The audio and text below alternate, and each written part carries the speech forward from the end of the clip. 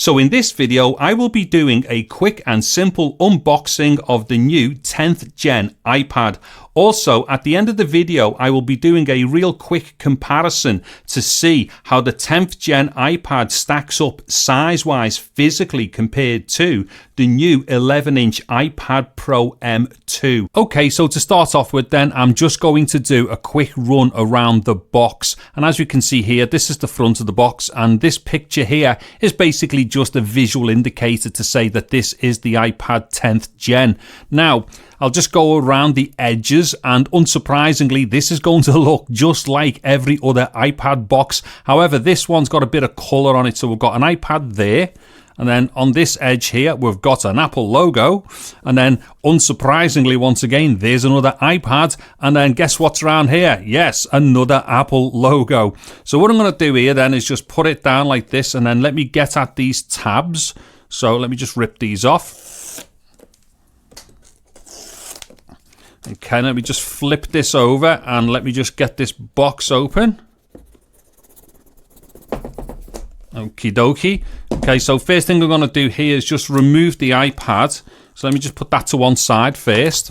Now inside the box we have got this little package here, and inside here what we should have is the iPad kind of like welcome thing and guide and stuff, but maybe more importantly, some Apple stickers. Yay! Okay, let me get all that out the way.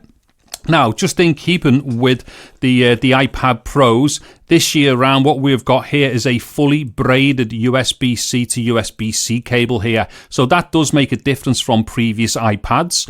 Also, we have got the power supply here. Now, this one is, let me just check. I was just going to guess there, but this will definitely be the 3-pin one, as we can see here. So if I just open that up, as we can see, 3 pins, and that's because I'm in the UK. However, and no matter where you are in the world, your power supply will come with whatever pin configuration fits your mains power supply. And so to the iPad itself, and I'm just going to take off this wrapper first of all. So let me just deal with this.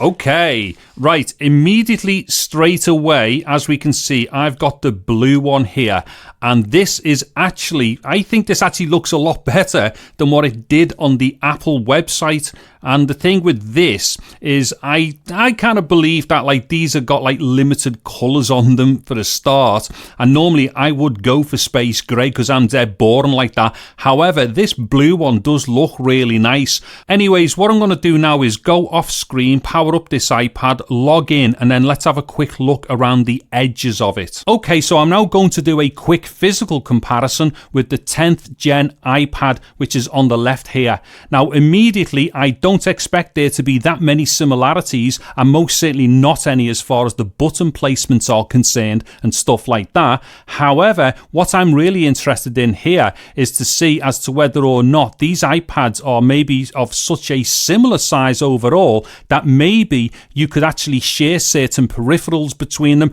maybe certain types of cases, but most certainly docking systems. Now, the first thing that I will say straight away here is that in spite of the fact that the iPad M2 here, or the iPad Pro M2, has got slightly thinner bezels compared to the bezels on the 10th gen iPad, I don't think that there's much in there. So if anybody's looking at a 10th gen iPad, as you can see here, the actual like proper screen size in there, or the screen area, is actually really good.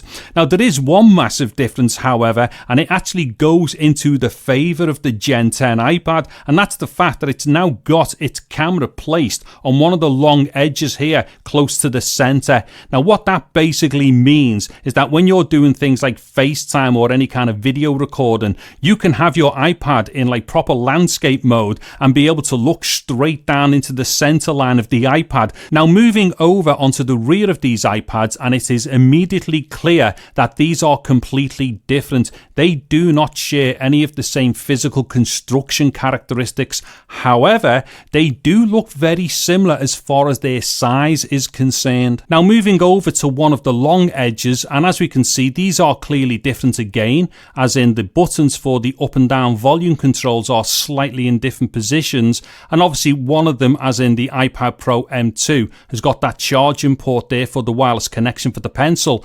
However, they do look very similar as far as the length is concerned. And then moving over to the other long edge of the iPads, once again they are completely different, as in the Gen 10 here has got its connections or its electronic connection for certain peripherals, and then obviously on the iPad Pro M2 that's got a microphone in that position there, but once again they actually do look like a very similar length. Now looking at the bottom edge, and as we can see there, both of their USB-C ports are basically in the same position, but that's to be expected because you would expect them to be central. Now obviously the speaker grills are completely in different places and different sizes, but once again as far as the width is concerned, they do actually look very similar in width. And then pretty much the same thing for the top edge of both of these iPads, as in the speaker grills are in completely different places. Also on the M2 iPad Pro, we've got those two microphones slapped